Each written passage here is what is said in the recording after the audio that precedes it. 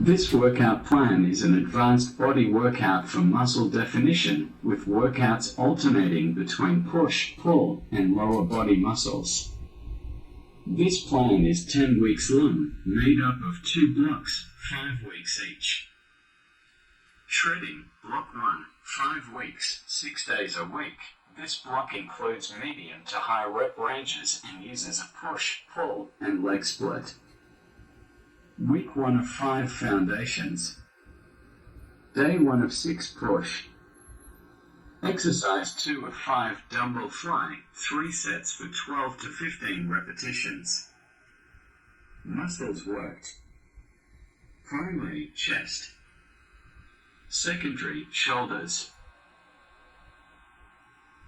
Instructions: begin with your arms extended over your chest and the dumbbells together, feet flat on the floor. Squeeze your shoulder blades together. With control, lower the dumbbells to your sides, keeping your elbows almost straight. Descend until a stretch is felt through the pec, then slowly raise the dumbbells to the top position. Avoid bending your elbows during the rep,